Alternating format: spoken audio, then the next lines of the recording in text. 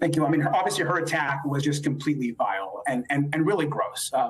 Obviously, an adopted mother, a stepmother, a mother within an LGBTQ family are all family, are all moms. And this attack that somehow, because she's married to another woman, because she has an adopted child, that she's not a real mom, is shameful. And I think this is something that we've come to expect from Marjorie Taylor Greene. She attacks the LGBTQ community. She attacks moms. She attacks families that are mixed or different. I actually have to sit with her in 3 different committees, and I just see her constantly attacking folks. And so it's important for us, particularly those of us from the community, being gay myself, to stand up and push back on her attacks every single time that we can. And through that lens, I wonder your response to the president's messaging of this upcoming presidential election being about more rights or less. Talk me through the ways you see that playing out in the work that you and your colleagues are doing. I mean, I think the president's completely right. I mean, this is really a choice between the MAGA extreme Republicans and just common sense. I mean, the right now, especially folks like Marjorie Taylor Greene, Kevin McCarthy, all these folks are trying to take our country backwards. We've seen it again with access, for example, to abortion, to health care for women. We've seen it again in trying to erase rights for the LGBTQ plus community. We've seen it with trying to ban books from our schools. And so over and over again, these extreme MAGA Republicans are trying to actually take us backwards.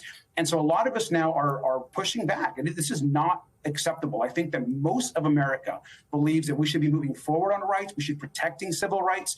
The president is going to draw a very clear contrast, essentially, with those that want to take our country backwards, that don't even want to teach about Rosa Parks in our schools, and those that actually have an agenda moving forward. And so I support the president completely. We're very excited and pumped up for his reelection. I want to talk about immigration for a second. On Thursday, you had the Biden administration announcing a new plan to open processing centers throughout Central America, where migrants can legally apply for asylum. As someone who I know is invested in immigration, do you think that's a step in the right direction? I mean, look, I'm an immigrant myself. This is a very complex and difficult issue. I think the president is doing everything that he can. I mean, he presented an immigration plan to Congress, of which Congress has not acted to implement. But the truth is that this is a huge challenge for the entire hemisphere. And so the president is doing everything he can to open up these new centers in other countries, places where migrants can seek asylum.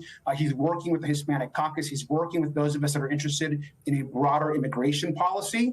We also know that Republicans are actually making it more difficult. Just last week in a Homeland Security meeting, Republicans are trying to defund charities and NGOs that are actually supporting migrants, supporting shelter, supporting providing food and access and actually basic services. And so Republicans keep trying to actually demonize immigrants. I think the Biden administration is working with Congress to try to put a plan together, but Kevin McCarthy won't bring anything to a vote. And so we'll do everything we can to support the administration, but also to push and ensure that migrants are being treated fairly.